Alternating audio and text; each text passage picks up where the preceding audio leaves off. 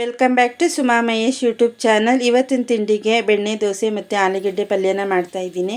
First ಇವಾಗ ಆಲೂಗೆಡ್ಡೆ ಬೇಯೋದಕ್ಕೆ ಇಟ್ಟಿದ್ದೀನಿ. ಪಲ್ಯ ಮಾಡೋದಕ್ಕೆ ಇವಾಗ ಈರುಳ್ಳಿ ಎಲ್ಲ ಸಣ್ಣದಾಗಿ ಹೆಚ್ಕೊಂಡು ರೆಡಿ ಮಾಡ್ಕೊತಾ ಇದ್ದೀನಿ. ನೆನ್ನೆ ಮೋಯಿತು ತಿಂಡಿಗೆ ಬೆಣ್ಣೆ ದೋಸೆ ಮಾಡಿಕೊಡಿ ಅಮ್ಮ ಅಂತ ಅಂದ. ನೆನ್ನೆ ಅಕ್ಕಿ ಎಲ್ಲ ನೆನೆ ಹಾಕಿ ದೋಸೆ ಬ್ಯಾಟರ್ ಎಲ್ಲ ರೆಡಿ ಮಾಡ್ಕೊಂಡಿದ್ದೆ. ಇನ್ನು ಇವಾಗ ಪಲ್ಯ ಮಾಡೋದಕ್ಕೆ ಆಲೂಗೆಡ್ಡೆ ಎಲ್ಲ ಬೇಯಿಸಿ ಸಿಪ್ಪೆ ತೆಗೆದು ಸ್ಮ್ಯಾಶ್ ಮಾಡ್ಕೊಂಡಿದ್ದೀನಿ. ಹಾಗೆಯೇ ಈರುಳ್ಳಿ, ಕರಿಬೇವಿನ ಸೊಪ್ಪು, ಹಸಿರು ಮೆಣಸಿನ್ಕಾಯಿ, ಕೊತ್ತಂಬರಿ ಸೊಪ್ಪನ್ನು ಕೂಡ ಸಣ್ಣದಾಗಿ ಹೆಚ್ಕೊಂಡಿದ್ದೀನಿ. ಇವಾಗ ಆಲೂಗೆಡ್ಡೆ ಪಲ್ಯನ ಮಾಡ್ತಾಯಿದ್ದೀನಿ.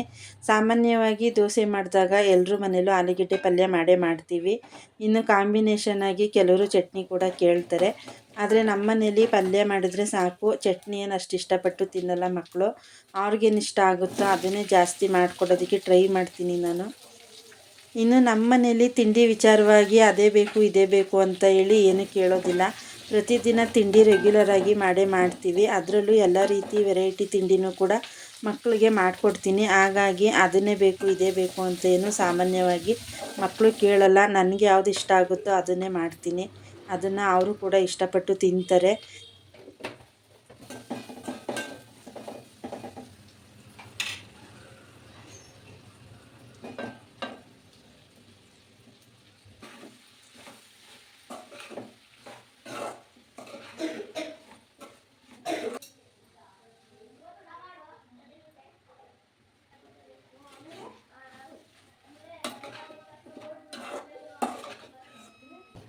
ಇನ್ನು ದೋಸೆ ಬ್ಯಾಟರ್ ಕೂಡ ತುಂಬಾ ಸಾಫ್ಟಾಗಿ ಉಬ್ಬಿತ್ತು. ಇನ್ನು ಬೆಣ್ಣೆನ ಮನೆ ಹತ್ರನೇ ರೆಗ್ಯುಲರಾಗಿ ಒಬ್ಬರು ಅಜ್ಜಿ ಬರ್ತಾರೆ, ಅವ್ರ ಹತ್ರ ತೊಗೊಂಡಿದ್ದೆ.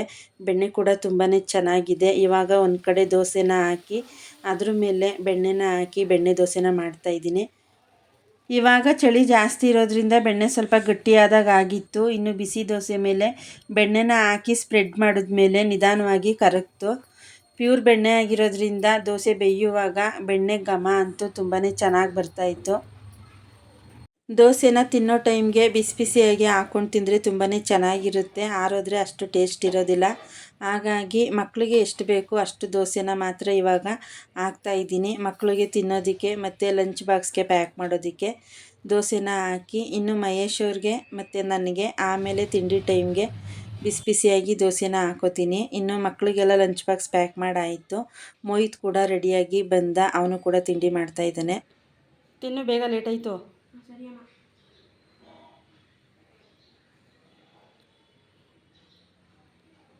ಚೆನ್ನಾಗೈತೆ ಮೋಹಿತು, ಟೇಸ್ಟು ಸೂಪರ್ ಆಗೈತೆ ಅಮ್ಮ ಬೆಣ್ಣೆ ದೋಸೆ.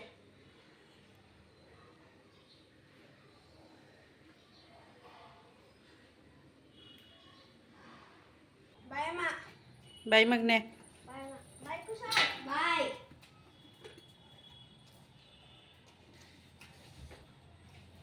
ಇನ್ನು ಮಕ್ಕಳೆಲ್ಲ ಹೋದ್ಮೇಲೆ ಮಾಮೂಲಿಯಾಗಿ ನನ್ನ ಕೆಲಸಗಳೇನಿರುತ್ತೆ ಅದನ್ನೆಲ್ಲ ಮಾಡಿ ಮುಗಿಸ್ಕೊತೀನಿ.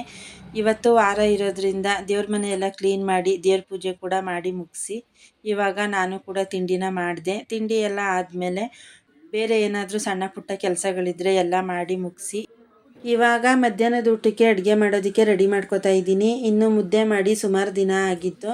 ಇವತ್ತು ಹುರಿದಿರೋ ಹುಳ್ಳಿಕಾಳು ಉಪ್ಸಾಂಬಾರು ಮಾಡಿ ಮುದ್ದೆ ಮಾಡ್ತಾಯಿದ್ದೀನಿ. ಇನ್ನು ಸಾಮಾನ್ಯವಾಗಿ ಎಲ್ಲರ ಮನೇಲೂ ಉಪ್ಸಾಂಬಾರು ಮಾಡ್ತಿರ್ತೀವಿ, ಎಲ್ರಿಗೂ ಗೊತ್ತಿರುತ್ತೆ.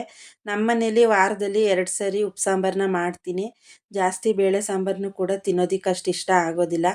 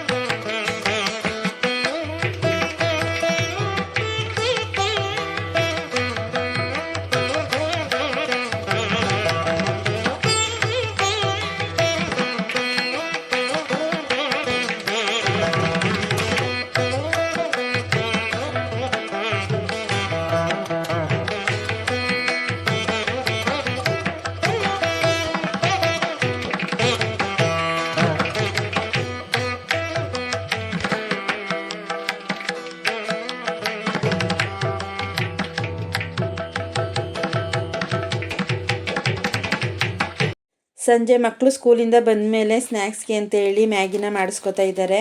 ನಮ್ಮನೇಲಿ ಮ್ಯಾಗಿ ಮಾಡಿ ಸುಮಾರು ದಿನ ಆಗಿತ್ತು. ಜಾಸ್ತಿ ಪಾಸ್ತಾನೇ ಮಾಡಿಕೊಡ್ತಿದ್ದೆ. ಕುಶಲ್ ಮ್ಯಾಗಿ ಬೇಕು ಅಮ್ಮ ಅಂತೇಳಿ 2 ದಿನದಿಂದ ಕೇಳ್ತಾನೆ ಇದ್ದ. ಅವನಿಗೋಸ್ಕರ ಇವತ್ತು ಮ್ಯಾಗಿನ ಮಾಡ್ತಾಯಿದ್ದೀನಿ. ಮ್ಯಾಗಿ ಮಾಡುವಾಗ ಜೊತೆಗೆ ಸ್ವಲ್ಪ ತರಕಾರಿನ ಹಾಕಿ ಮಾಡಿದ್ರೆ ಟೇಸ್ಟ್ ತುಂಬಾ ಚೆನ್ನಾಗಿರುತ್ತೆ. ಆದರೆ ಕುಶಲ್ ಇವತ್ತು ತರಕಾರಿ ಏನು ಬೇಡ ಹಾಗೆ ಮಾಡಿಕೊಡಿ ಅಮ್ಮ ಅಂತ ಹೇಳಿದ್ದಾನೆ. ಅವನಿಗೋಸ್ಕರ ಇವಾಗ ಮಾಡ್ತಾಯಿದ್ದೀನಿ.